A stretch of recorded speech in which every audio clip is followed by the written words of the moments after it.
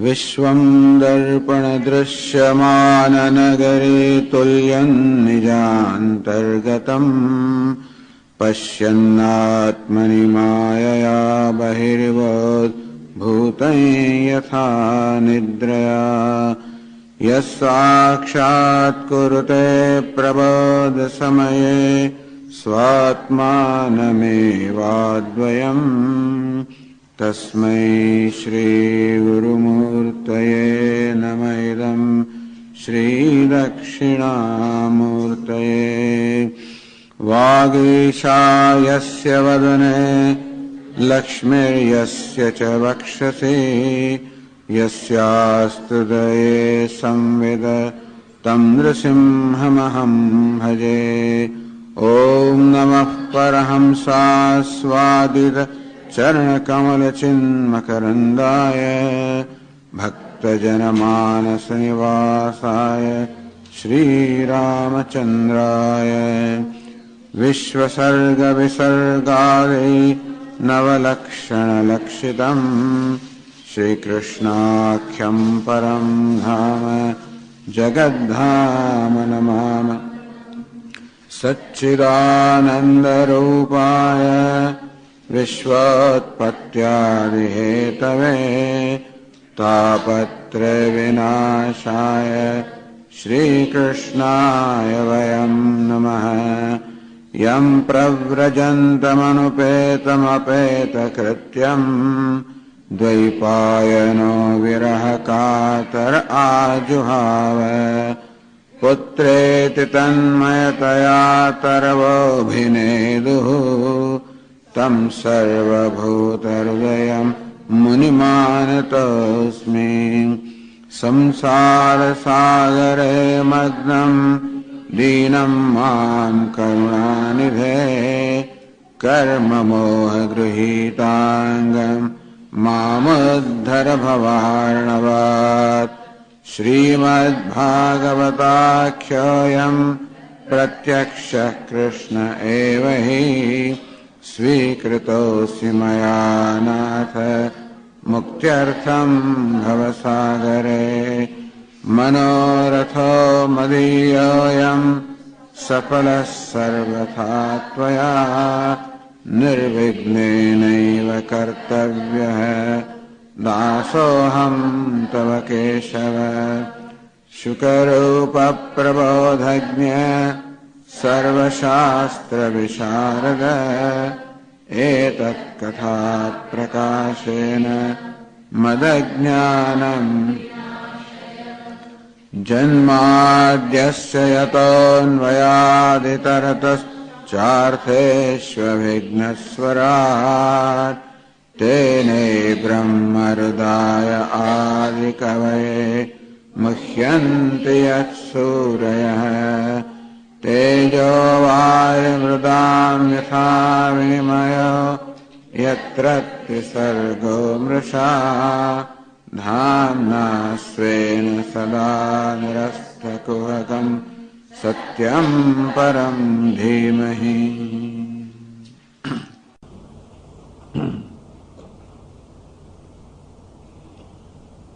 તો રાજા નિમિએ આ નવ યોગીશ્વરને પ્રશ્ન કર્યો છે.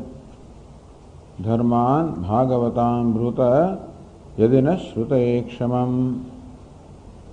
हे योगीश्वरो, हमने भागवतान धर्मान ब्रुत आ भागवत धर्म एना विषे आप कहो, एना विषे संभळाવો। तो भागवत धर्म कोने कहेवाय एनी व्याख्या स्वयं पोते ज करशे, पण मुख्यत्वे भगवाननी प्राप्तिना साधन एने भागवत धर्म कहेवाय। यदि न श्रुते क्षमम, जो आपनी दृष्टिए एनु श्रवण करवानी क्षमता योग्यता में धरावता होइए तो हे प्रभु भागवत धर्म भगवानी प्राप्तिना धर्म साधन विषय हमने कहो। ये प्रसन्न प्रपन्नाय दास्यत्यात्मानमप्यज है। तो भागवत धर्म कोने कहेवाय एना विषे बहु सरस बात करी। यही प्रसन्न है प्रपन्नाय, तो पोताने शरणागत थયેલા भक्त जे आ भागवत धर्म अनुष्ठान करे छे એ ભાગવત ધર્મના અનુષ્ઠાનથી પ્રસન્ન થઈને, ટૂંકમાં ભગવાન પ્રસન્ન કરવાના માટેનો ધર્મ એટલે ભાગવત ધર્મ, જેને ભગવાન પ્રસન્ન થાય. ભગવાન પ્રસન્ન ક્યારે થાય? ભગવાનની ઈચ્છા પ્રમાણે કરીએ ત્યારે. ભગવાન પણ એમાં અપવાદરૂપતા ન થઈ છે. ટૂંકમાં કોઈ પણ ક્યારે પ્રસન્ન થાય? એની ઈચ્છા પ્રમાણે કરીએ ત્યારે. તો આ રીતે જે સાધનો કે જે આપણે કરીએ તે ભગવાનને પ્રસન્ન કરવા નીવડે તો આપણે એને ભાગવત ધર્મ કહીએ. કારણ કે ભગવાન જ્યારે પ્રસન્ન થાય ત્યારે શું કરે? દાસ્યથી આત્માનપી અજહ, એ અજહ એ નિર્વિકાર પરમાત્મા પોતાની જાતનું દાન કરી દે છે. તો પ્રસન્ન થાય, બહુ ઉદાર છે ને, એટલા માટે પોતાની જાતને આપી દે છે. એટલે ભગવાનને પ્રાપ્ત કરો ક્યારે? ભગવાન જ્યારે પોતાની જાતને આપી દે. એવું ક્યારે થાય? જ્યારે ભગવાન પ્રસન્ન થાય. એવું ક્યારે થાય? પ્રપન્ન અર્થાત આપણે શરણાગત થયા હોઈએ. એ ક્યારે થાય? જ્યારે આપણે આ ભાગવત ધર્મનું પાલન કરતા હોઈએ. આ પ્રકારે જ્યારે પ્રશ્ન કર્યો ત્યારે નારદ મુનિ કહે છે, એવમ તે નિમિના પૃષ્ઠા વસુદેવ મહત્તમઃ પ્રતિપૃજ્યા બ્રુવન પ્રીત્યા સદસ્યત્વર્જમ નૃપમ સદસ્યત્વિજમ નૃપમ સદસ્ય ઋત્વિજમ નૃપમ. તો સદસ્ય સહિત ઋત્વિજો સહિત રાજાને તો પ્રશ્નનો ખૂબ આદર કર્યો અને અત્યંત પ્રસન્ન થઈને આ યોગીશ્વરે આ પ્રશ્ન ઉત્તર આપ્યો. તો કયા યોગીશ્વર ઉત્તર આપ્યો? કવિ ઉવાચ, કહ્યું કે સંખ્યા સામ્ય યથાક્રમમ. આ 9 પ્રશ્ન કર્યા છે, 9 યોગીશ્વર છે. માટે પહેલા પ્રશ્ન ઉત્તર પહેલા યોગીશ્વર આપે છે, જે સૌથી મોટા છે કવિ.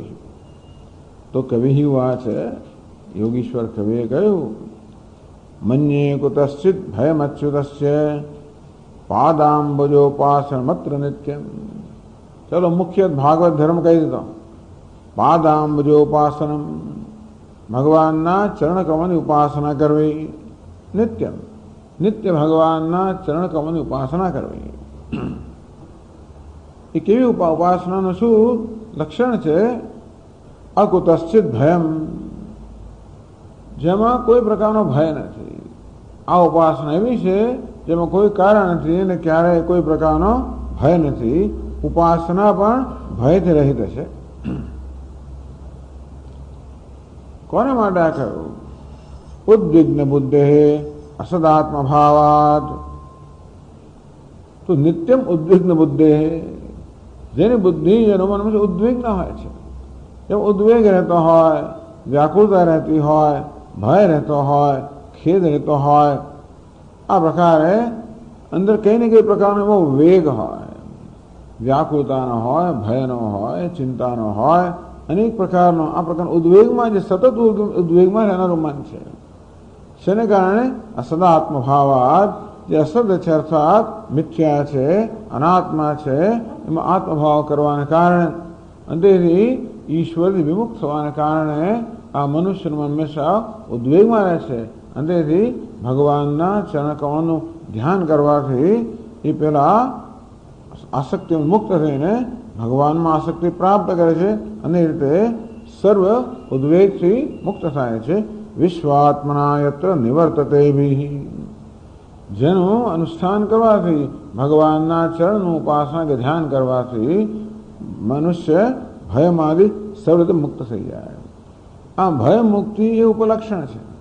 ટૂંકમાં બધા જ દુઃખમાંથી, મૃત્યુમાંથી, અજ્ઞાનમાંથી મનુષ્યને મુક્ત થવું છે. દુઃખમાંથી મુક્ત થવું છે, મૃત્યુમાંથી મુક્ત થવું છે, અજ્ઞાનમાંથી મુક્ત થવું છે. સચ્ચિદાનંદ પોતાનું સ્વરૂપ હોવાના કારણે મૃત્યુને, અજ્ઞાનને, દુઃખને ક્યારેય સ્વીકારી ન શકે. અને તેથી બધા ભયમાંથી, આ દુઃખ પણ ભય પહોંચાડે, અજ્ઞાન પણ ભય પહોંચાડે, મૃત્યુ પણ ભય પહોંચાડે. તેથી આ બધા પ્રકારના ભયમાંથી મુક્ત થઈ જાય. યે વૈ ભગવતા પ્રોક્તા ઉપાયા હ્યાત્મલબ્ધે અંજઃ પુંસામ અવિદુષામ વિદ્ય ભાગવતાન હિતાન. વળી ભાગવત ધર્મ કોને કહેવાય એની વ્યાખ્યા વળી કરે. તો ये वही ભગવતા પ્રોક્તા, જેનો ભગવાને પોતે જ ઉપદેશ કરેલો છે. શેના માટે? ઉપાય આત્મલબ્ધે, ભગવાને પોતાની પ્રાપ્તિ માટે. ભગવાન કીધું તું મને પ્રાપ્ત કરીશ, તો પોતાની પ્રાપ્તિ માટેનો જે ઉપાયો ભગવાને પોતે જ બતાવ્યા છે. કોને માટે? અવિદુષામ, અજ્ઞાની લોકો માટે, અબુદ્ધ લોકો માટે. એટલે જે લોકો બીજા બધામાં કોઈ ક્ષમતા ન ધરાવતા હોય એવા લોકો માટે પણ પોતાની પ્રાપ્તિ માટેના જે ઉપાય ભગવાન બતાવ્યા છે. યેન અંજઃ પુંસામ અવિદુષામ વિદ્ધિ, જેથી આ અજ્ઞાની મનુષ્ય પણ અનાયાસે ભગવાનને પ્રાપ્ત કરી શકે એ બધા ઉપાયને ભાગવત ધર્મ છે એમ જાણો. પછી હવે આગળ કહે છે 14મા પાના પર 35મા શ્લોકમાં કહે છે અંજઃ પદેનોક્તમ સુકરત્વમ વિવૃણોતિ. તો અંજઃ પુંસામ અવિદુષામ, તો કેવી રીતે સરળ સુગમતાથી સરળતાથી સાક્ષાત ભગવાનને પ્રાપ્ત કરવામાં કરાય છે એવા ઉપાયો. ભાઈ આ ભાગવત ધર્મ જે છે એટલે ભક્તિ, ભગવાનની ભક્તિ છે, એમાં સુગમતાથી સરળતાથી ભગવાનને પ્રાપ્ત કરાય. કયા પ્રકારની સરળતા છે? બીજા બધા જે ઉપાયો છે એની તુલનામાં આ ભક્તિ માર્ગમાં કેવી સરળતા છે એ પછીના શ્લોકમાં 35મા શ્લોકમાં કહે છે. યાનાસ્થાય નરો રાજન ન પ્રમાદ્યેત કરહિચિત, યાનાસ્થાય નરો રાજન ન પ્રમાદ્યેત કરહિચિત, ધાવન નિમિલ્યવા નેત્રે ન સ્ખલેન ન પતેદિહ, ધાવન નિમિલ્યવા નેત્રે ન સ્ખલેન ન પતેદિહ. આ ભક્તિ માર્ગની પ્રશંસા કરે, સ્તુતિ કરે છે. અમે કશું કરતા પહેલા એનું મહત્વ બતાવવું પડે. તો જો બીજા બધા ઉપાયો કરતા આમાં કે વિશેષતા છે એની વાત કરે છે. હે રાજન, યાન આસ્થાય, તો યાન આસ્થાય જેની અનુષ્ઠાન કરીને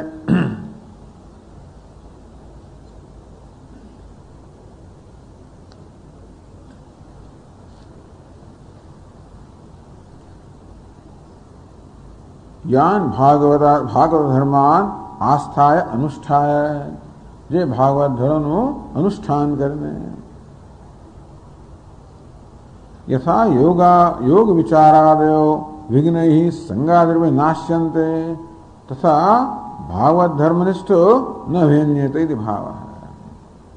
જો ભાઈ બીજો તો માર્ગ પસંદ કરો, યોગ માર્ગ પસંદ કરો, કર્મ માર્ગ પસંદ કરો, સાંખ્ય માર્ગ પસંદ કરો, અરે વિચાર માર્ગ પસંદ કરો, જ્ઞાન માર્ગ પસંદ કરો, તો અનેક પ્રકારના વિઘ્નો છે. એ દરેકમાં કરવાની રીત છે. અમુક રીતે કરો તો જ તમને એનું ફળ પ્રાપ્ત થાય, નહીં તો પ્રાપ્ત ન થાય. આમાં કોઈ એવી રીત નથી. નસીબ એ છે ભક્તિ માર્ગની અંદર એવી કોઈ અમુક જ રીતે કરવું અને અમુક ન કરવું એ કોઈ પ્રકારના બધા વિધિ એવું નિષેધો નથી. એ પેલા બધામાં છે. ટૂંકમાં આ ભક્તિ સિવાયનો બીજો માર્ગ જો આપણે પસંદ કર્યો હોય તો એમાં અંતરાય આવવાની, સ્ખલિત થવાની, પતિત થવાની, એટલે આપણે ઈચ્છે ન કરતા ઉલટું પરિણામ આવે અથવા ઈચ્છે પરિણામ ન આવે આવું થવાની સંભાવના બીજા બધા માર્ગમાં રહેલી છે. એટલે જ કહે છે યાન આસ્થાશ્રિત્ય યોગાદુષ્ય ન પ્રમાદ્યેત વિઘ્નૈ ન વિહન્યેત. આ માર્ગમાં કોઈ વિઘ્નો નથી આવતા. બીજા માર્ગમાં વિઘ્નો આવે છે. કે કયા કયા વિઘ્નો આવે છે? તો કહે છે યોગ માર્ગમાં, અષ્ટાંગ યોગમાં સિદ્ધ એવ વિઘ્નાઃ.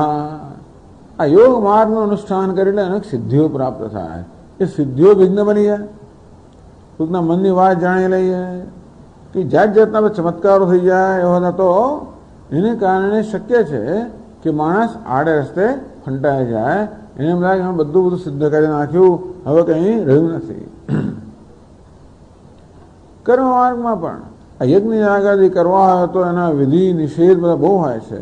અને તેથી યત કિંચિત સંસ્કારાદે વૈગણ્ય બી ફલાનુત્પત્તે. તો એમાં યજ્ઞ યાગાદિ કરવા હોય, જે બધા દ્રવ્યો આપણે વાપરીએ એ બધાને સારી રીતે આપણે શુદ્ધ કરવા પડે, સંસ્કૃત કરવા પડે. એ દરેક બહુ ધ્યાન રાખવું પડે. એમાં કોઈ જગ્યાએ જો આપણી ત્રુટિ રહી ગઈ, ખામી રહી ગઈ તો આપણને કશું ફળ ના મળે એવું બને. અને જો કંઈક આપણે બેધ્યાન રહ્યા તો ઉલટું ફળ પણ મળે એવું બની શકે આ કર્મ માર્ગની અંદર. યજ્ઞ યાગાદિમાં એવું કહે છે કે વિહીન પ્રોક્ષતી, જેવી રીતે જે આપણે ડાંગર વગેરે જે આપણે અર્પણ કરવાની હોય એનું બરોબર પ્રોક્ષણ સંસ્કાર ન કર્યા હોય અને એવું અસંસ્કૃત એટલે કે શુદ્ધ કર્યા વગરની વસ્તુ આપી દઈએ તો આપણે ગુનેગાર થઈએ. પછી પણ કહે છે યથા આહુતો તિરેક સુવાદના આપી અગ્નિ સ્વાહાય ચત્ર વન્ય સ્વાહાય યુક્ત. અગ્નિ સ્વાહા એટલે વન્ય સ્વાહા બોલી જાય તો ના ચાલે. આમ તો અગ્નિ ને વન્ય એક જ છે, તો અગ્નિ સ્વાહા કહેવાના બદલે વન્ય સ્વાહા કહો તો ના ચાલે. પછી પાસે કહે છે કે તમે જયારે પેલા ચમસમાં આહુતિ આપો તો અમુક રીતે ચમસ પકડો તો સીધો, આમ આડો પકડો તો પણ ના ચાલે. પછી એની જે જ્વાળા હોય અમુક રીતે અમુક જ્વાળામાં આહુતિ આમ જેમ તેમ ફેંકો હોય જેમ તેમ આ બધું ના ચાલે. ટૂંકમાં આપણે તો જે કરતો હોય કરીએ છીએ, પરંતુ આ બધા બહુ બધા વિધિ વિધાન છે. એટલે આ કર્મ માર્ગ છે યજ્ઞ આગાદીનો, એમાં જો આડા થયા તો તમને દોષ લાગી જાય, ફળ તો ના પડે. જો દેવતા ગુસ્સે થઈ જાય તો તમને વિપરીત ફળ પણ મળે એવું બની શકે. મંત્રાદો, આ મંત્ર ઉચ્ચારણ વગેરે, આ વૈદિક મંત્ર વગેરે સ્વરાજ વૈગણ્ય બી, જો વૈદિક મંત્રના ઉચ્ચારણમાં સ્વર વગેરે જો બરાબર ના થાય તો આપણે ગુનેગાર ઠરીએ. યથેન્દ્ર શત્રુ સ્વરવતો અપરાધા. અંતેથી ઇન્દ્રનો શત્રુને બદલે ઇન્દ્ર જેનો શત્રુ છે, ટૂંકમાં ઇન્દ્રને મારનાર નીકળ્યો. ઇન્દ્ર એને મારનાર નીકળ્યો, ઇન્દ્રને મારનાર નીકળવાને બદલે ટૂંકમાં આ મંત્ર જો ઉલટો સુલટો બોલાય તો પરિણામ વિપરીત આવે. આ મંત્રમાં પણ ઘણા અંતરાય રહેલા છે. તપશ્ચર્યામાં પણ ગર્વે સતી વિઘ્ન. આ તપશ્ચર્યા કરવાને કારણે માણસ ગર્વ થઈ જાય. આ એક બહુ જોવામાં આવે છે તપશ્ચર્યામાં. એક તો એમનો પુણ્ય પ્રકોપ. તપશ્ચર્યા કરતા હોય માણસ એટલે જયારે થોડું હંમેશા આમ અંદરથી આમ મને બરોબર ગરમી થતી હોવાના કારણે માથું પણ થોડું, મસ્તક પણ થોડું ગરમ હોય. અને એ સિવાય થોડો ગર્વ. અમે તપશ્ચર્યા કરવી હોય એટલે કોઈને કોઈ રીતે પોતાની જાત પર કંઈક જુલમ તો કરવો જ પડે. કઈ તપસ્યા કરવી હોય તો એટલે અંદરથી આ જુલમને કારણે થોડો માણસ ધૂધવાયેલો હોય છે. એટલા માટે હંમેશા ત્યાં ક્રોધ બધું હોય છે. અને બીજા કરતા આપણે કંઈક વિશેષ હોઈએ, તમે શું કર્યું આમ, એટલે આમ થોડો ગર્વ ઘમંડ થવાની સંભાવના છે. એટલે ગર્વે સદ વિઘ્ના અધર્માંશે ત્રયો ભગ્ના સ્મય સંગમ મદૈસ્તવ. સ્મય, સંગ, મદ, ઘમંડ થઈ જાય, આ પ્રકારે બધી વસ્તુ. તો તપઃ, શૌચમ, દયા, આ બધા જ છે. ટૂંકમાં આ બધાની અંદર તપશ્ચર્યા વગેરેમાં પણ આ પ્રકારના વિઘ્નો રહેલા છે. સાંખ્ય શાસ્ત્રમાં તો ઈશ્વર મનનાથ સહાય ભાવ વિઘ્ન. આ સાંખ્યમાં શું છે? ઈશ્વરની સહાય ના મળે ભાઈ. આ સાંખ્ય લોકો ઈશ્વરનો સ્વીકાર ના કરે, માત્ર પ્રકૃતિ પુરુષનો વિવેક કરે. હું તો પુરુષ છું, નિત્ય શુદ્ધ બુદ્ધ મુક્ત છું, પ્રકૃતિ ભિન્ન છું, દ્રષ્ટા છું. એને પૂછે ના ભાઈ ઈશ્વર, તો કે ઈશ્વરની કઈ જરૂર નથી આની અંદર. અને ઈશ્વરને જયારે આપણે ચિંતન ના કરીએ તો ઈશ્વરની સહાય ના મળે. ઈશ્વરની સહાય ના મળવી એ જ એક મોટો ત્યાં વિઘ્ન એટલા મળે છે કે આગળ કહે છે કે ઈશ્વરની સહાય ના મળે તો માયા તૈયાર જ હોય છે. તેથી આ સાંખ્ય જેમાં ઈશ્વરનો સમાવેશ નથી, એમાં ઈશ્વરની સહાય ન હોય, મોટો વિઘ્ન છે.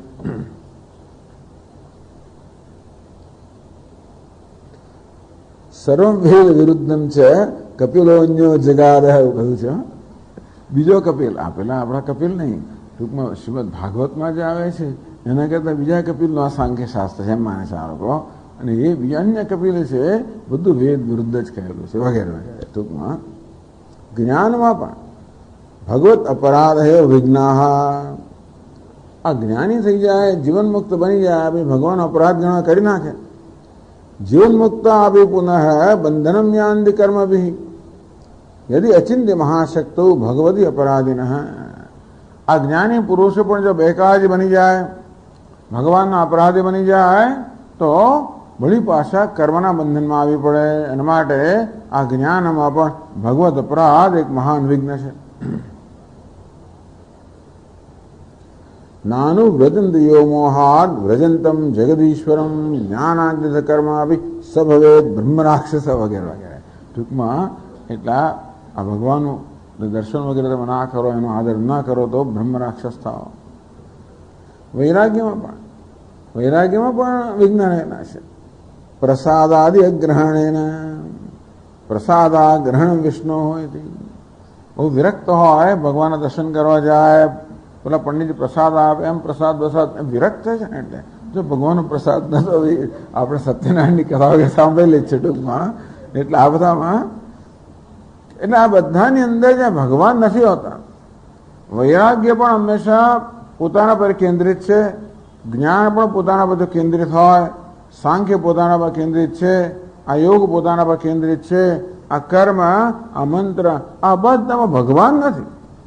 આ બધાની અંદર આ બધાનો પોતાનો સંકલ્પ છે, પોતાનો પ્રયત્ન એ મુખ્ય છે. એટલા જ માટે કોઈને કોઈ અપરાધ થવાની સંભાવના છે. એટલે ભક્તિ માર્ગ છે પૂરેપૂરો ભગવાન પર કેન્દ્રિત છે. એમાં પોતે પ્રપન્ના, પોતે સર્વ ભગવાનને સમર્પિત થઈ ગયા છે. એવું હોવાને કારણે પોતાનો ઘમંડ હોય એ કોઈ વસ્તુ વચમાં આવે છે. એ રીતે કહેવામાં આવ્યું કે ભાઈ આ જે માર્ગ છે યાન આસ્થાય નરો રાજન ન પ્રમાદ્યેત કરહિચિત. એમને પ્રમાદ અર્થાત કોઈ પ્રકારના વિઘ્ન એના માર્ગમાં આવતા નથી હોતા. અને તેથી આ એક મોટી વસ્તુ છે, રાહત છે. કિંચ ફરી નિમિલ્ય નેત્રે ધાવન્નપી ધાવન નિમિલ્યવા નેત્રે. આંખો બંધ કરીને દોડો તોય પણ ન સ્ખલે ન પતેલી હે. હવે પહેલા દોડો તો જ પડી જવાનો ભય છે. એમાં તમે વિચાર કરો, આંખો બંધ કરીને દોડો તો શું થાય? પડી જ જાઓ, પતિ થઈ જાઓ. પણ આ માર્ગ એવો છે કે તમે આંખો બંધ કરીને દોડો તો પણ સ્ખલન પણ ના થાય, પતન પણ ના થાય. અને તેથી ટૂંકમાં તમે કોઈ તમારા ફલથી વંચિત ના રહી જાઓ કે પછી વિપરીત દોષ પણ ના લાગે. એટલે કહે છે અમે દોડવું એટલે શું સમજાવે છે. એક તો નિમિલ્ય નેત્રે, આંખો બંધ કરી છે. આ બંને આંખો કઈ છે ખબર છે? નિમિલિના અજ્ઞાનમ શ્રુતિ સ્મૃતિ ઉભય નેત્રે વિપ્રાણામ પરિકીર્તિતે એકેન વિકલઃ કાણ દ્વાભ્યામ અંધ પ્રકીર્તિત. આ શ્રુતિ અને સ્મૃતિ છે ને એ બે નેત્ર કહેલા છે. શ્રુતિ એટલે વેદ, એનું જ્ઞાન ન હોવું એટલે આપણે કાણા કહેવાય. બેમાંથી એકનું જ્ઞાન ન હોય તો કાણા, અને બંને ન હોય તો આંધળા કહેવાય. એટલે આવો માણસ આંધળો હોય. ટૂંકમાં ભગવાન બિચારો સાદો સીધો ભક્ત હોય છે ને શ્રુતિ સ્મૃતિ વગેરે શાસ્ત્રનું કોઈ પ્રકારનું જ્ઞાન ન હોય, અને તેથી એ દ્રષ્ટિએ બિચારો નિમિલ્ય નેત્રે અજ્ઞાની છે. આ શ્રુતિ સ્મૃતિનું જ્ઞાન નથી માટે અજ્ઞાની છે. અજ્ઞાત્વા ઇત્યર્થ. પછી દોડવું એટલે શું? દોડી એટલે વસ્તુ છૂટી જાય. ટૂંકમાં યથા પદન્યાસ સ્થાનમ અતિક્રમ્ય શીઘ્રમ પરતઃ પદન્યાસેન ગતિ ધાવનમ. પોતે જે ઉભો છે જલ્દી દોડતા જવું, એને કારણે શું વચ્ચે ઘણું છૂટી જાય. આને શું કહેવાય? ધાવનમ. એક તો આંખો બંધ છે અને ઉપરથી પાછો દોડે છે. એટલે કિંચિત અતિક્રમ્ય અતિ શીઘ્ર અનુષ્ઠાનમ. આપણે કંઈ કરતા હોઈએ, ભગવાનની ધારો પૂજા કરતા હોઈએ ત્યારે કિંચિત અતિક્રમ્ય અતિ શીઘ્ર અનુષ્ઠાનમ, થોડું છૂટી જાય. ઘણી વાર આપણે પૂજા કરતા હોઈએ ત્યારે હવે જો એમ માનો કે ભગવાનમાં ચિત્ત આપણું લાગી ગયું, એને કારણે પૂજાની જે બધો પ્રકાર, ષોડશોપચાર પૂજા, અને પછી આસન, અને પછી શું કે પાદ્યમ, પહેલા તો ધ્યાનમ, આવાહનમ, પ્રાણ પ્રતિષ્ઠા, આસનમ, પાદ્યમ, અને પછી અર્ઘ્ય, આચમનીયમ, સ્નાનમ, આ બધા જે એનો આખો પ્રકાર છે. નથી કંઈક છૂટી ગયું અંદરથી. દોડતા જવું એટલે શું, વચ્ચે જમીન છૂટી જાય. અને તે રીતે કેટલીક વસ્તુ છૂટી, અર્ઘ્ય આપવાનો રહી ગયો, આચમનિયમ રહી ગયો, એવું તો રહ્યું ધારો. અથવા જેમ તેમ દોડતા હોય તો શું થાય છે કે ભાઈ પહેલા એને આચમની આપી દીધી, પછી અર્ઘ્ય આપ, એવું ધારો કે થઈ ગયું.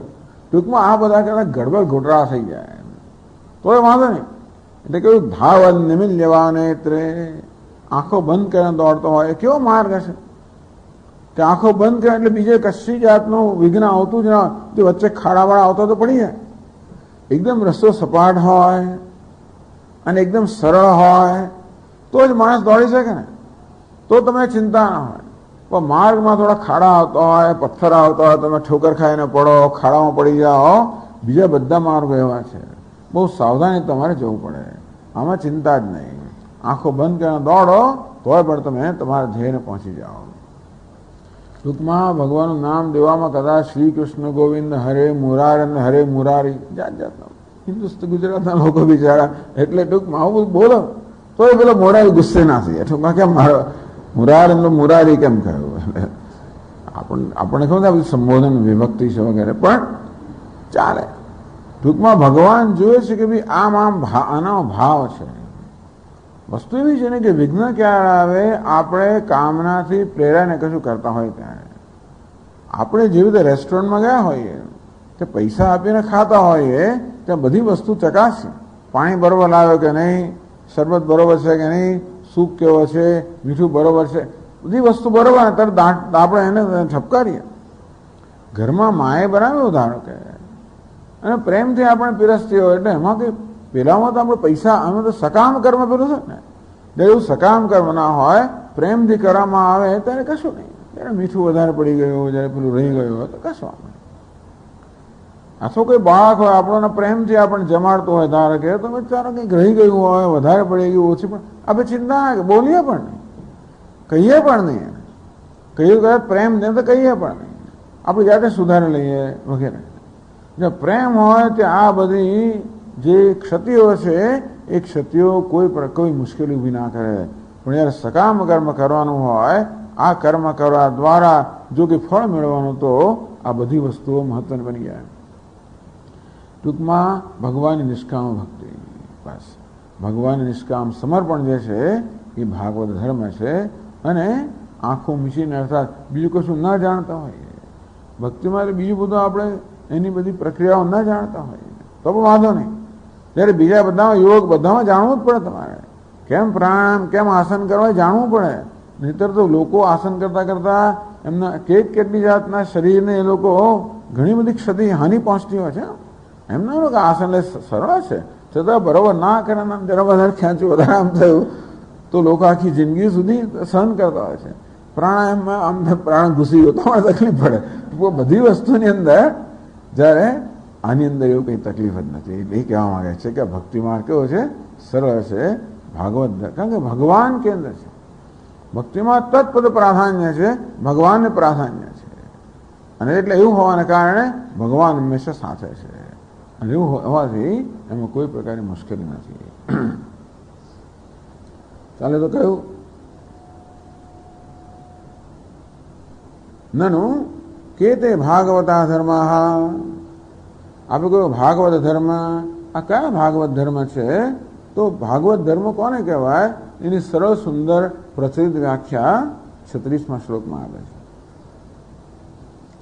કાયેન વાચા મનસેન્દ્રિયૈર્વા, કાયેન વાચા મનસેન્દ્રિયૈર્વા બુદ્ધ્યાત્મના વા નુસૃતસ્વભાવાત, બુદ્ધ્યાત્મના વા નુસૃતસ્વભાવાત કરોતિ યદ્યત સકલં પરસ્મૈ, કરોતિ યદ્યત સકલં પરસ્મૈ નારાયણાયેતિ સમર્પયેત તત, નારાયણાયેતિ સમર્પયેત તત. થોડો ફેરફાર આપણે બોલતા હોઈએ છીએ. કરોમિ યદ્યત સકલં પરસ્મૈ નારાયણ સમર્પયામી, એવું આપણે કહીએ છીએ, પણ મૂળ શ્લોક અહીંયા છે. બસ કાયેન વાચા મનસા ઇન્દ્રિય વા, કર્મ શરીરથી કરવામાં આવે, વાણીથી કરવામાં આવે, મનથી કરવામાં આવે, ઇન્દ્રિયોથી કરવામાં આવે, કર્મેન્દ્રિયોથી કરવામાં આવે કે જ્ઞાનેન્દ્રિયોથી પણ કરવામાં આવે, બુદ્ધ્યા બુદ્ધિથી કરવામાં આવે, આત્માના અહંકારથી કે ચિત્તથી, કે આત્મા શબ્દનો થાય કે ચિત્તથી કરવામાં આવે કે પછી અહંકારથી કરવામાં આવે, અનુસૃત સ્વભાવાત, તો પોતાની આદતને કારણે, ટેવને કારણે જે પ્રકારનો સ્વભાવ બની ગયો છે. પૂર્વજન્મમાં કરેલા અનેક કર્મને કારણે આપણે કેટલાક સંસ્કારો કે વાસનાઓ લઈને જન્મતા હોઈએ છીએ, એને કારણે આપણો કેટલોક સ્વભાવ થઈ ગયો હોય છે.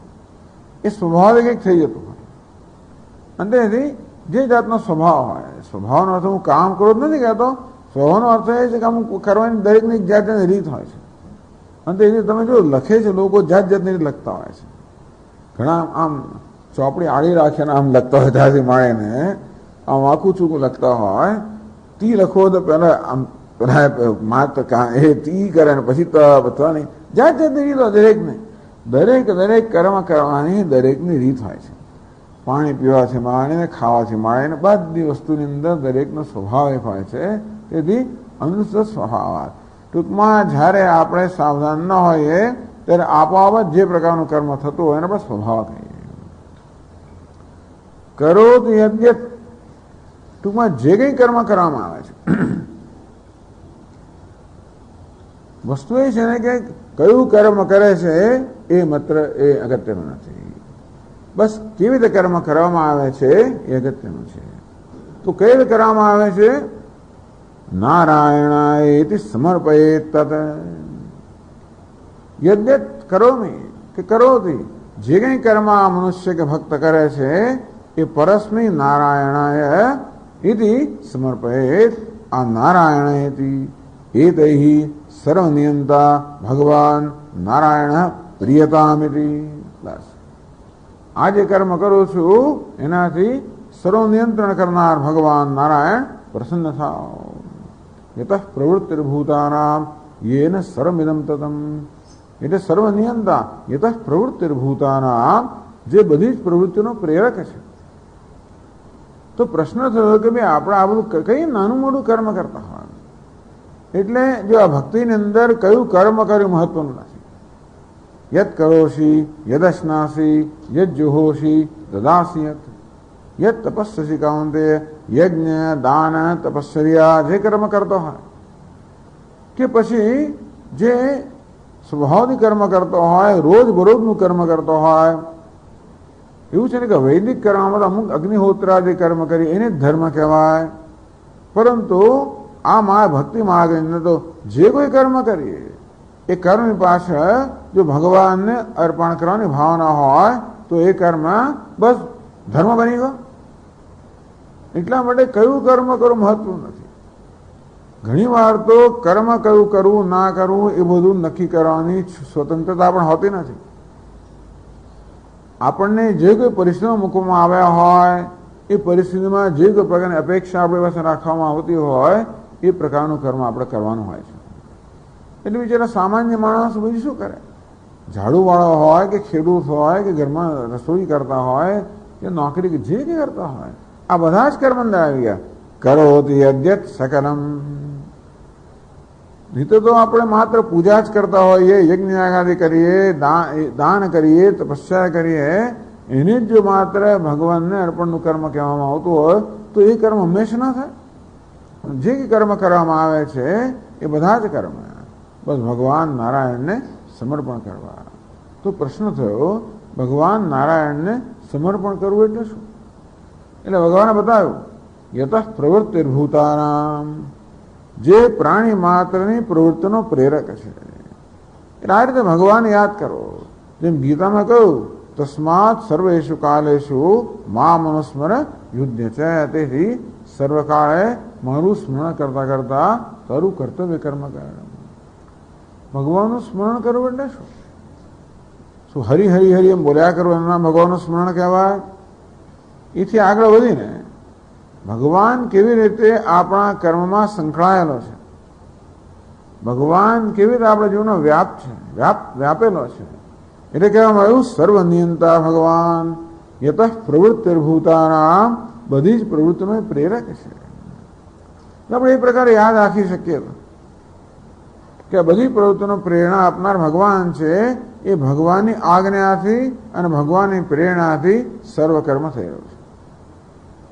જેમ શંકરાચાર્ય મહારાજ કહે ભાઈ ભૃત્ય સ્વામ્યર્થમિવ, જેમ કોઈ સેવક હોય એ પોતાના સ્વામી માટે કર્મ કરતો હોય, બસ એ પ્રકારે જે કર્મ કરું છું હું ભગવાનનો સેવક છું, ભગવાન માટે કરું છું. અને બીજું યેન સર્વમિદમ તતમ, ભગવાન સર્વત્ર વ્યાપ્ત છે એ હોવાને કારણે એવું કશું જ નથી જ્યાં ભગવાન ન હોય, એવું કોઈ નથી જે ભગવાન ન હોય. એટલા જ માટે ભગવાન નારાયણને અર્પણ કરવું કે ભગવાન નારાયણને સમર્પિત કરવું એટલે શું? જે કોઈ આપણી સમક્ષ હોય એ ભગવાન નારાયણ છે. અમારે ભગવાન નારાયણને ખુશ કરવા એટલે જે કોઈ હોય એને ખુશ કરવાનો પ્રયત્ન કરવો. ટૂંકમાં આપણું કર્મ જે છે એ સર્વના અંતરાત્મા પહેલા ભગવાનને કોઈને કોઈ પ્રસન્ન કરવા મળે થાય. આપણા કર્મથી કોઈ પ્રસન્ન કેમ થાય? કોઈ ખુશ કેમ થાય? કોઈને અનુકૂળતા કેમ થાય? કોઈની ઈચ્છા કેમ પૂરી થાય? ટૂંકમાં હું કેમ ખુશ થવું, મારી ઈચ્છા કેમ પૂરી થાય, એ જાતની ચિંતા કરવાને બદલે હું કેવી રીતે અન્યને ખુશ કરવામાં, અન્યની કોઈ નાની ઈચ્છા પૂરી કરવામાં, અન્યને કંઈક અનુકૂળતા કરવામાં, કોઈ અન્યને ખુશ કરવામાં, સેવા કરવામાં કેવી રીતે હું ઉપયોગી થઈ શકું. આ માણસ પ્રશ્ન પૂછે કે હું ઉપયોગી કેમ થઈ શકું. આ જગત જે છે વાસ્તવમાં ઈશ્વરની અભિવ્યક્તિ છે, અને માટે જગત ઈષદી યુક્ત સેવનમ, રમણ મહર્ષિ પણ કહે કે ભાઈ આ જગત ઈશ્વર છે એ પ્રકારની ભાવનાથી સેવન કરવું. એટલે ઈશ્વર સર્વનો પ્રેરક છે. ટૂંકમાં મને કરવાની પ્રેરણા કરનાર ઈશ્વર છે, અને બીજું કર્મનું ફળ આપનાર ઈશ્વર છે. બંને રીતે ઈશ્વર છે. કર્મ કરતી વખતે કર્મની પ્રેરણા કરનાર ઈશ્વર છે, અને કર્મનું ફળ આપતી વખતે કર્મફળ દાતા ઈશ્વર છે. કર્માધ્યક્ષ પણ એ છે અને કર્મફળ દાતા છે. કર્માધ્યક્ષનો અર્થ બધા કર્મની પ્રેરણા કરનાર. જે કર્મ થઈ રહ્યો છે વાસ્તવમાં એની કૃપાથી થઈ રહ્યો છે. ચાલો બીજું કશું નહીં તો પણ આપણે સતત ઈશ્વરની કૃપા કે ઈશ્વરના અનુગ્રહનું અનુસંધાન કરીએ તો એ બહુ મોટી વસ્તુ છે. આપણામાં આ પ્રકારની કંઈક કૃતજ્ઞતા હોય, કંઈક જરા કદર હોય. હંમેશા કકડાટ કર્યા જ કરીએ આપણને શું નથી મળ્યું ને આપણે બધા શું નથી એ બધાનો. એના કરતાં જો આપણે ભગવાનને કંઈક જરા એની કંઈક આપણને આભાર માનીએ, પાળ માનીએ કે ભગવાને જે આપ્યું છે ને ભગવાન વર્તમાનમાં, ભૂતકાળમાં એને આટલું આપ્યું છે, વર્તમાનમાં પણ મારી સાથે છે. જે કંઈ નાની મોટી વસ્તુ હોય, ચલો હાથમાં જે કંઈ કામ કરવાની શક્તિ હોય, જે કંઈ નાની મોટી આવડત હોય એ ભગવાને આપેલી ભેટ છે. જે કંઈ બોલી શકો, આપણી વાણી સંસ્કૃત ના હોય તો પ્રાકૃત ભલે હોય, તો કંઈક જરા બોલી શકતા હોઈએ, કંઈક જરા મીઠું વેણ બોલીએ, એ ભગવાનની કૃપા છે. આમ હાથથી, પગથી, વાણીથી, આ બધી ઇન્દ્રિયોથી જે કર્મ કરું છું એ ભગવાનની કૃપા છે. આ કર્મ કરવાની મને તક મળે છે એ ભગવાનની મહાન કૃપા છે. આપણો કર્મ આવે એટલે કેમ ના કરવું, કેમ ના કરવું, કેમ છટકી જવું, કેમ બીજાને જવાબદારી ધીમે ધીમે સરકાવી દેવી, આવી જાતની પ્રવૃત્તિ માણસ હવે સામાન્ય હોય છે. ટૂંકમાં કાંઈ કર્મનું મહત્વ ન જાણતો હોવાને કારણે પણ આ પ્રત્યેક નાનું મોટું કર્મ કેવી રીતે મારા ઉદ્ધારનું કારણ બને, કેવી રીતે ઈશ્વરની પ્રાપ્તિનું કારણ બની છે. દૂરેણ શિવરમ કર્મ બુદ્ધિયોગા ધનંજય બુદ્ધૌ શરણમન્વિચ્છ કૃપણા ફલહેતવ. નાનું મોટું કશું કરીએ તો હંમેશા ગણતરી જ કરવી કે મને શું મળશે, તો કે નહીં, આ દ્વારા હું શું સમર્પિત કરી શકું, આ દ્વારા મને શું મળશે એમ નહીં, પરંતુ આ દ્વારા હું કઈ રીતે યોગદાન આપી શકું. ટૂંકમાં જે કર્મ કરવાનું હોય એ કોઈક રીતે વ્યક્તિગત વળતરનું સાધન બનાવવાને બદલે કેવી રીતે મારા સમર્પણનું સાધન બને, આવું ચિંતન. મારા જીવનમાં કેવો ઈશ્વરનો અનુગ્રહ છે એ પ્રકારનું ચિંતન. સ્વામીજી મહારાજ કહે ને કે ભાઈ હૃદય ધડકે છે લપ ડપ, ભગવાનની મહાન કૃપા છે. એક ધડકન પછી બંધ પડીને પછી ફરી ધડકે ને તો આપણે ગયા કામથી. શ્વાસ બહાર નીકળ્યો પાછો ના આવે તો ગયા. ચાલી શકીએ છીએ, હાથ ઊંચો થાય, રોજ સમય આવે ના પણ થાય, ચાલતા ચાલતા લોક થઈ જાય, જાત જાતનું થઈ શકે. અને તેથી જે કંઈ આપણી પાસે છે નાનું મોટું, ભલે આપણે ભાઈ વર્લ્ડ ચેમ્પિયન નથી અને ભલે આપણે પહેલા જેવા નથી. ગઈ પરમદાસ સ્વામીજી કે હંમેશા બીજાના માપે માપવું, બીજાના તોલે તોલવું આપણી જાતને, એમ કરીને આપણામાં શું ઉણપો છે, શું નથી મળ્યું એનું ચિંતન કર્યા કરવું. પણ સાથે સાથે જે ક્યાં આપણે છીએ એનો પણ એક આભાર માનો, ભગવાનની કૃપાનો, ભગવાનના અનુગ્રહનો. ટૂંકમાં આપણા જીવનમાં ઈશ્વર વ્યાપ્ત થાય. ઈશ્વરને વ્યાપ્ત થવા માટે, ઈશ્વરને જીવનમાં પ્રવેશ કરવા માટે કોઈ પણ કર્મ પર્યાપ્ત છે. કારણ કે દરેક કર્મમાં ઈશ્વરની પ્રેરણા રહેલી છે, ઈશ્વરનો અનુગ્રહ રહેલો છે અને ઈશ્વરને સેવા કરવાની તક રહેલી છે દરેક કર્મ. એક એક કર્મ ના હોય જેમાં ઈશ્વરની પ્રેરણા ના હોય, કે ભગવાન જ પ્રેરણા આપે આત્મરૂપે, ભગવાને શક્તિ આપેલી છે અને ભગવાન જ વાસ્તવમાં એની સેવા કરવાની તક આપે છે. આવું ક્યારે થાય છે કે કંઈ મન થોડું ઠેકાણે આવે ત્યારે આખો દડો કકડાટ કર્યા કરવાનો હોય, અનેક પ્રકાર રાગ દ્વેષ કરનારું હોય, બધું બહુ ચિંતાઓ કરનારું હોય તો બધું છૂટી જતું હોય છે. છતાં એટલે જ મનુ મારે છે કે સવારના પર ઉઠીને જરા થોડું ચિંતન કરો કે આજે હું જે કર્મ કરું એમાં કઈ રીતે આ ભાવને લાવી શકું. આજે કર્મ દરમિયાન કેમ ભગવાનનું યાદ કરું, કેમ ભગવાન અનુગ્રહ યાદ કરું, મારું જે કે દિવસ દરમિયાન આટલું કરવાનું છે એ દરેકને ભગવાનની સેવા કેમ બનાવી શકું, મારું યોગદાન કેમ બનાવી શકું. જરા પહેલેથી મનને આપણે થોડુંક સૂચના આપીએ ને તો જરા મન યાદ રાખશે. કરો યદ્યત સકલમ પરસ્મૈ, જે કંઈ કરવાનું એ બહુ મહત્વનું છે. યદ કરોશી યદેવ કરોશી, જે કંઈ કરે. અને આ રીતે આ ભક્તિ માર્ગ બધા માટે સરળ બની ગયો. ये पिस्यु माम उपाश्रित्य ये पिस्यु पाप योन स्त्रीओ ईशास्त्र ते बियांति पराम गति, જે કે હોય બધા એ પરામ ગતિને પ્રાપ્ત કરે. આ રીતે સરળ માર્ગ ભાગવત ધર્મ એટલે આટલો સરળ. આપણા કર્મ એટલે આપણી જાતને ભગવાનને અર્પણ. કર્મ એટલે શું? કર્મ એટલે હું જ વાસ્તવમાં હું એટલું. કારણ કે જ્યારે કર્મ કરું એમાં હું રહેલો જ હોય છે ને. આમ કર્મ ભગવાનને અર્પણ કરવું એટલે મારી જાતને ભગવાનને અર્પણ કરવી. બસ પોતાની જાતને, એટલે more of Eshwara less of આઈ, વધારે ભગવાન આપણે વધુને વધુ પ્રવિષ્ટ થાય, વ્યાપ્ત થાય, અહંકાર ધીમે ધીમે ક્ષીણ થતો જાય. આ ભાગવત ધર્મ થયો.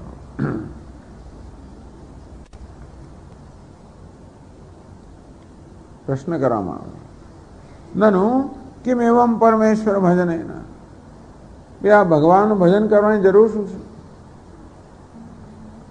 અજ્ઞાન કલ્પિત ભયસ્ય જ્ઞાનૈક નિવર્તિત્વાદ. તેથી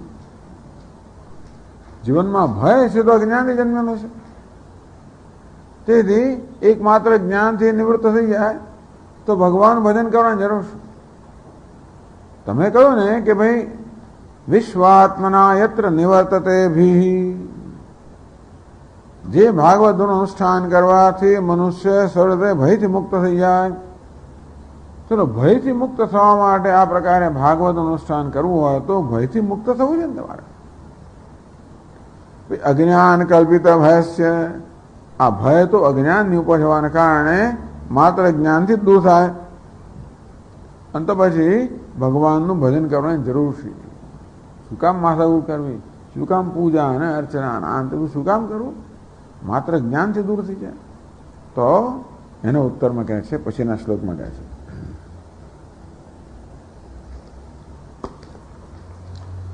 ભયમ દ્વિતીયાભિનિવેશત સ્યાદ, ભયમ દ્વિતીયાભિનિવેશત સ્યાદ, ઈશાદપેતસ્ય વિપર્યયો સ્મૃતિઃ, ઈશાદપેતસ્ય વિપર્યયો સ્મૃતિઃ, તન્માયયાતો બુધ આભજેતમ, તન્માયયાતો બુધ આભજેતમ, ભક્ત્યૈકયેશં ગુરુદેવતાત્મા, ભક્ત્યૈકયેશં ગુરુદેવતાત્મા. ભયમ દ્વિતીયાભિનિવેશતઃ સ્યાत्, ईशात अपेतस्य विपर्ययः अस्मृतिः तन्मायया अतः बुधः आभजेत तम भक्त्या एकया ईशम गुरुदेवतात्मा. આ ભાગવતના શ્લોકો જરા અઘરા હોય છે એટલે એક એક શબ્દ જરા છૂટો પાડે તો ખ્યાલ આવે કે શું ચાલી રહ્યું છે. ચાલો એને કહ્યું ભયમ. આ ભય શેને કારણે જન્મે છે? દ્વિતીય અભિનિવેશતઃ દેહાદિ. તો કે છે પહેલા તો કહ્યું યત ભયમ તન્માયા ભવેત. પહેલા પ્રશ્ન કરો ને કે ભાઈ ભય તો અજ્ઞાનથી જન્મેલો છે અને મારે જ્ઞાનથી દૂર કરવો જોઈએ. તમે કહેવામાં આવ્યું તન માયા ભયમ ભવેત. આ ભય જે છે ને એ તન માયા આ ભગવાનની માયાથી જન્મેલો છે. જાણવું જોઈએ અજ્ઞાન શું વસ્તુ છે. ભગવાન અજ્ઞાન તો બરોબર છે પણ અજ્ઞાન એટલે માયા, એટલે ભગવાનની માયા છે. ટૂંકમાં જે જીવનમાં ભય જન્મેલો છે એ ભગવાનની માયાને કારણે જન્મેલો છે. બુધ તમ આ ભજે. માટે બુદ્ધિમાનને શું કરવું જોઈએ? જેની માયાથી ભય જન્મ્યો છે એનું ભજન કરવું જોઈએ. યથા અહીંયા એને દ્રષ્ટાંત આપ્યું કે જેવી રીતે માછીમાર હોય એ માછીમારે પોતાની જાળ ફેલાવેલી છે. તત્પાદ જાળ અભાવે ને તો માછીમાર જયારે જાળ ફેલાવે ત્યારે એના પગ પાછો જાળ હોય જ નહીં ને. એટલા જ માટે જે લોકો જે માછલીઓ માછીમારના ચરણ સાથે ત્યાં રમણ કરતી હોય એ લોકો જાળમાં જેમ ન ફસાય તેમ ભગવાનની માયાની જાળ પણ ચારે બાજુ ફેલાયેલી છે. પરંતુ ભગવાનના ચરણમાં જે લોકો રમણ કરે છે એ લોકોને આ માયા કોઈ અસર ના કરી શકે. એટલે સમજવું હોય કે ભગવાનની માયાથી ભય જન્મ્યો છે. મારે જો ભયથી મુક્ત થવું હોય તો ભગવાનની માયાના પ્રભાવથી મુક્ત થવું પડે. અને એવું ક્યારે થાય? મામેવ એ પ્રપદ્યંતે માયા મેતામ તરંતે. એટલે અજ્ઞાનથી જન્મ્યું ને જ્ઞાનથી જાય અને છે ને માયાથી જન્મ્યું. અને માયા કેવી જાય? સ્વયં માયા તો એની જાતે ના જાય. દૈવી એશા ગુણમયી મા માયા દુરત્યા. આ ત્રણ ગુણવાળી માયા છે, એક નહીં પાછી. સત્વમાં તો રજસ ઉત્પન્ન કરે, આમાં તો તમસ. ટૂંકમાં સત્વ રજસ તમસ જાત જાતના ખેલ ઉત્પન્ન કરે. એને કારણે આ માયા તરવી અત્યંત કઠિન છે. મામેવ એ પ્રપદ્યંતે માયા મેતામ તરંતે. જે લોકો મારું શરણ લે છે એ લોકો આ માયાને તરી જાય છે. તો કહ્યું કે જેવી રીતે માછીમારે પોતાની જાળ ફેલાવેલી હોય, માછીમાંથી જે દૂર હોય એ લોકો એ જાળમાં ફસાય. એટલે કહ્યું કે ભાઈ ઈશાદ અપેતસ્ય. ઈશાદ અપેતસ્ય ઈશ વિમુખસ્ય. ભગવાનથી વિમુખ હોય, ભગવાનને સન્મુખ હોય એને માયા કઈ ના કરી શકે. વિમુખ હોય એટલે ભગવાન દૂર હોય. એને કારણે આ માયા જે જાળ છે ભગવાન વિમુખ થયેલા આ બિચારા જીવો માયા જાળમાં ફસાય છે. લૌકિક ઈશ્વપી ઇન્દ્રજાલાદિ રૂપાશુ. ટૂંકમાં આપણો પેલો જાદુગર હોય એ જાદુગર પણ જ્યારે પોતાની ના જાદુની જાળ ફેલાવતો હોય ત્યારે જે લોકો અજ્ઞાન અબુધ હોય છે એ બધા એ માયાને સાચી માની જાદુને સાચી માની કેવાય ભયભીત થાય. પેલો સાપ દેખાડ્યા હોય કદાચ ના દોરડું જ કંઈક હોય, કેવું કંઈક હોય કે ચામડાનું કશું હોય અને પેલો એવા જાદુથી આમ દેખાડે આમ સાપ લાગે ને ભયભીત થઈ ગયા. તો એ ભય જે જન્મ્યો એ સાપનો ભય જન્મ્યો એ કોઈ સાચા સાપનો ભય નથી. એ શું છે? માયાથી જન્મેલા સાપનો ભય છે. ટૂંકમાં ભય કેમ જન્મે? માયાથી જન્મે. તો જેવી રીતે આપણા લૌકિક માયાવી અર્થાત જાદુગર આપણામાં પોતાના જાદુ ઉત્પન્ન કરેલા સર્પ વગેરે દ્વારા ભય ઉત્પન્ન કરે તેવી રીતે આ ભગવાનની માયાએ ભય ઉત્પન્ન કરેલો છે. અંતે સર્પોયમિતિ દ્વિતીયાભિનિવેશતઃ. તો ઈશાદપેતસ્ય. પહેલા તો ઈશ્વર વિમુખ છે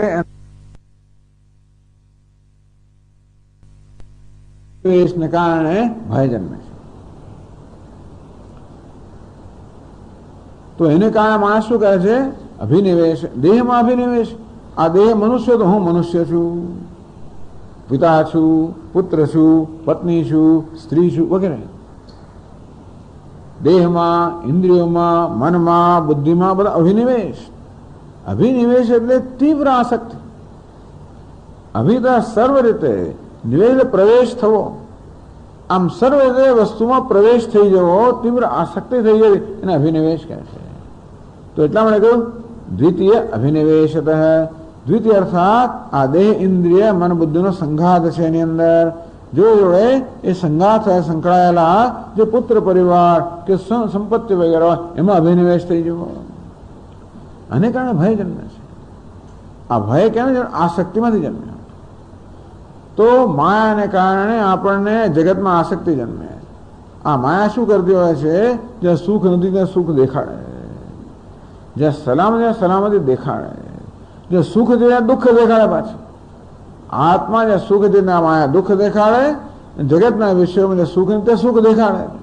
જ્યાં સુખ દેખાય, સલામતી દેખાય ત્યાં આસક્તિ થવાની છે અને ભય જન્મા. સર્વમ વસ્તુ ભયાન્વિતમ ભૂનૃણામ વૈરાગ્યમેવા ભયમ. આ જગતમાં આસક્તિ જે બધી વસ્તુમાં એ ભય ઉત્પન્ન કરતી હોય છે. આસક્તિ કેમ જન્મી? આપણને સુખનું સાધન દેખાય છે. સુખના દર્શન કેમ થયા? માયા કરાવડા. જેમ પેલો જાદુગર વાસ્તવમાં એક ચામડાનું કે કશુંક દોરડું હોય એમાં આપણે જેમ સાપ દેખાડે તેવી રીતે આ માયા પણ જગતના પદાર્થો એમાં કોઈ સુખ વગેરે નથી, એમાં સુખ દેખાડે એમ કરીને આસક્તિ કરાવડાવે. આ દેહ વગેરે આત્મા નથી ત્યાં આત્મા દેખાડે એમ કરીને દેહની અંદર અહમભાવ જન્માવે. પછી શું કહે છે? આ બધી વસ્તુ બિચારી અનિશ્ચિત છે. ભય શાનો જન્મે? અનિશ્ચિતતામાં જન્મે. કાલે શું થશે? પેલું થશે તો શું થશે? પેલું નહીં થાય તો ભય શાનો છે? પેલું થશે તો શું?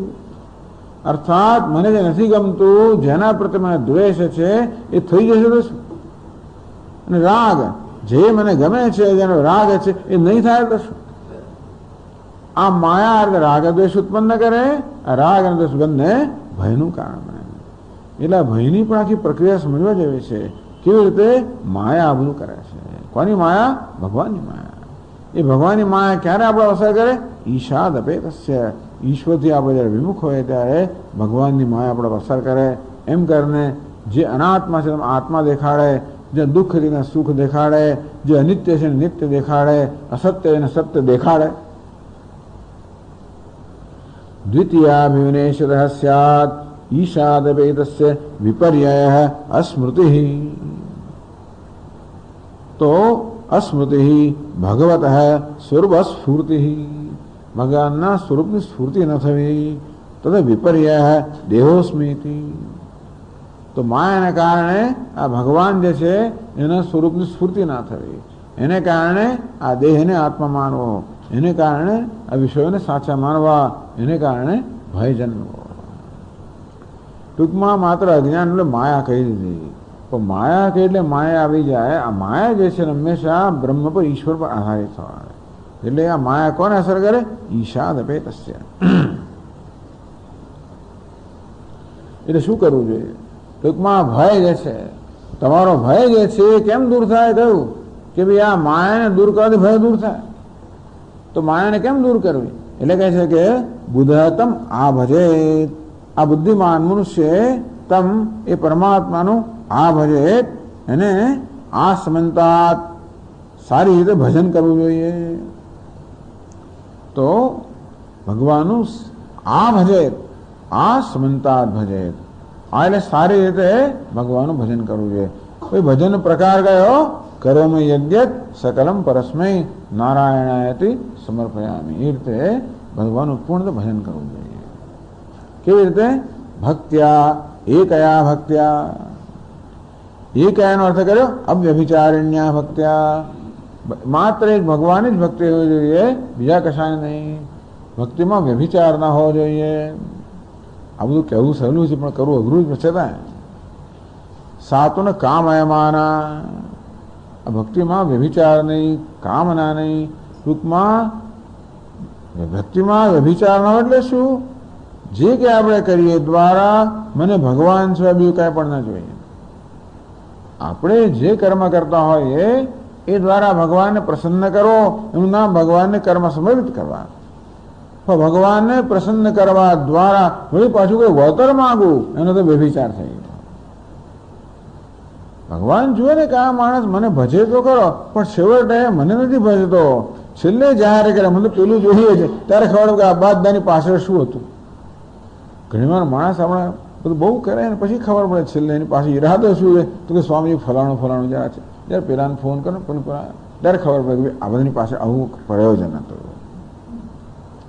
ભગવાન એવું ના જ ગમે ને. આપણે એની બધી વંદના કરીએ, અર્ચના કરીએ, બધું ભેટ બધું કરીએ ને પછી માંગે ભગવાન તું મને ફળનું આપ, ભગવાન અરે રહે તો મારે તો પેલું વધારે પ્રિય થયું ને. જ્યારે ભગવાન પછી કંઈ માંગ્યા નો થાય થયો કે પેલું ફળ જે માંગીએ છીએ, જે લાભ એ ભગવાન વધારે પ્રિય થયો. ટૂંકમાં આપણે ભગવાનનો લાભ લઈએ છીએ. ભગવાનની આરાધના કરીને ભગવાન પાસે કશું માગવું ન થાય તો ભગવાનનો લાભ લેવો, એવું કોઈને ગમે ખરું? કોઈ આપણો લાભ લેતો આપણને ગમે? લાભ લઈ જાય છે, આ તો મારો ઉપયોગ કરી જાય છે, એવું ના ગમે. ભગવાન બિચારો સારો છે, લાભ લઈએ તો આપ્યા કરે છે. આપણે તો બેસા ખબર પડે એક બે વાર કે આ લાભ લે છે, મને એક્સપ્લોઇટ કરે છે, મારું શોષણ કરે છે, તરત બંધ કરી દઈએ, આપણે દરવાજો બંધ કરી દઈએ. ભગવાન પણ નથી કરતો. લાભ લીધા જ કરીએ તો દરવાજો ખુલ્લો, કદાચ કોઈક દાડો કે એને સૂચશે, પરંતુ એટલા આપણે છતાં એટલે ભગવાનનું સારી રીતે ભજન કરવું જોઈએ. એ કયા ભક્ત્યા, એ અવ્યભિચારિણ્ય ભક્તા, એ વસ્તુ એક જ છે.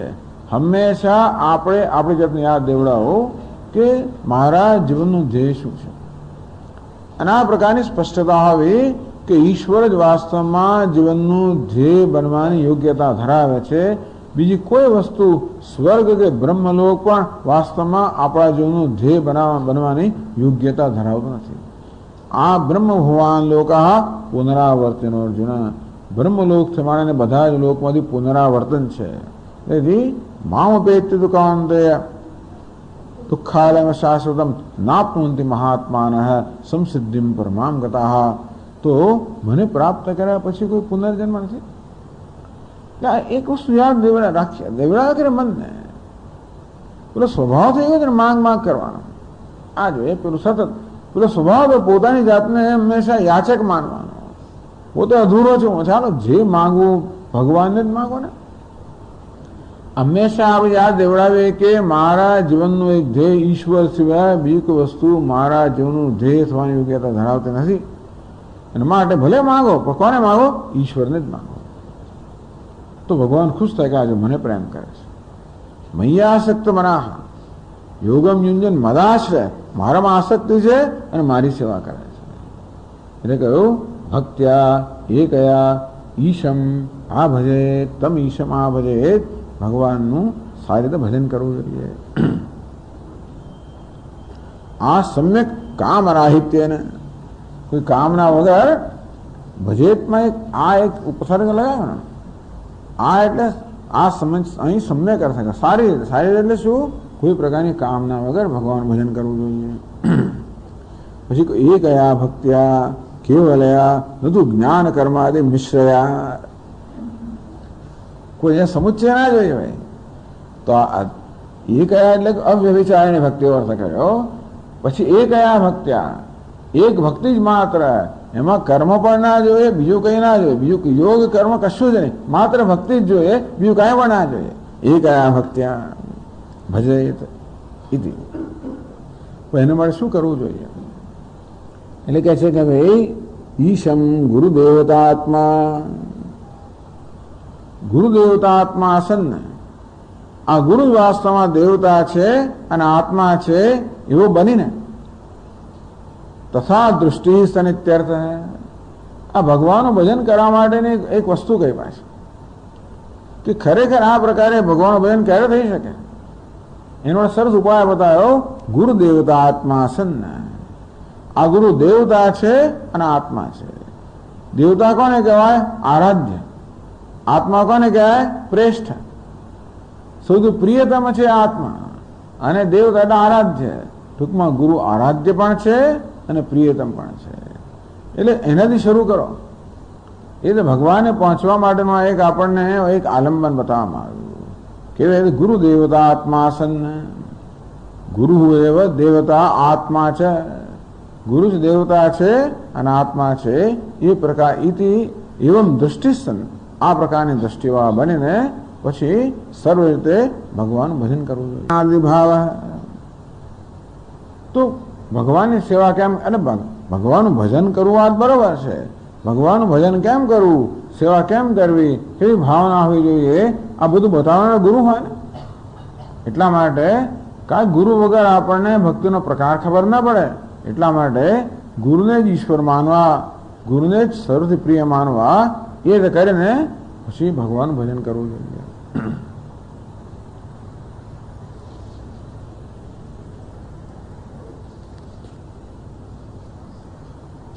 એદત અત્યંત અશક્યમિતિ, આ તો બહુ અઘરું છે.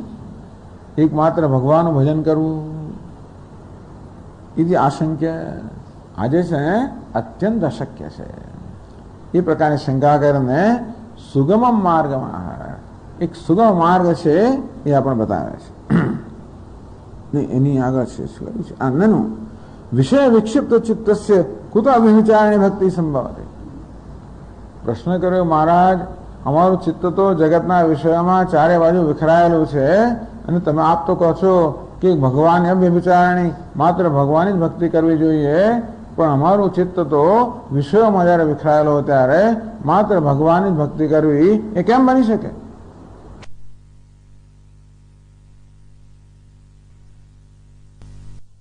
પણ હોતો નથી.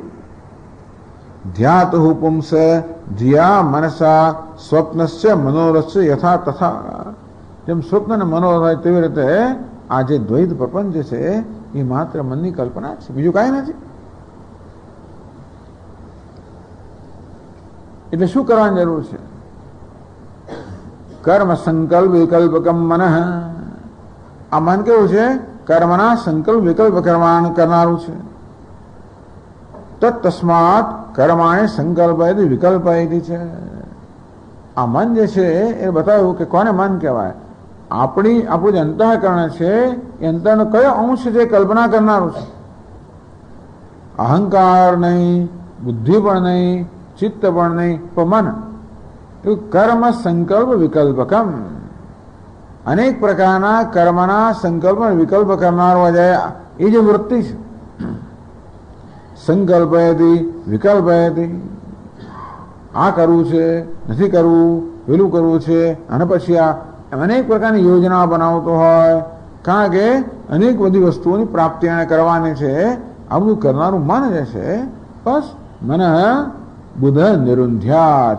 આ બુદ્ધિમાન મનુષ્ય આટલું કરવું જોઈએ કે આ મનનો નિરોધ કરવો જોઈએ, નિયત છે એ મનનું નિયંત્રણ કરવું જોઈએ. બસ આ મન શું કરે છે? કલ્પનાઓ કરે છે. કલ્પનાઓ દ્વારા જગતનું સર્જન કરે છે, જે સ્વપ્નનું મનોરથનું કરતો તેવી રીતે. તેથી જ્યારે મન ના હોય ત્યારે જગત નથી હોતું.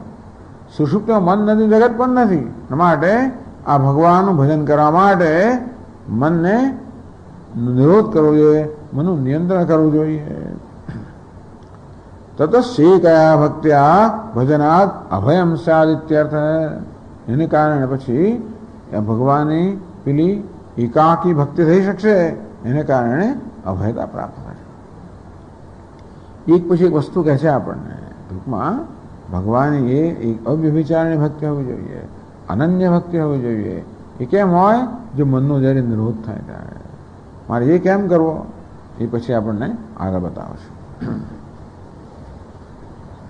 જન્માદ્યસ્ય યતોન્વયાદિ તરતશ્ચાર્થેષ્વભિઘ્નસ્વરાટ તેને બ્રહ્મહૃદાય આદિકવયે મુહ્યન્તિ યત્સૂરયઃ તેજો વારિમૃદાં યથા વિનિમયો યત્ર ત્રિસર્ગો મૃષા ધામ્ના સ્વેન સદા નિરસ્તકુહકં સત્યં પરમ ધીમહિ.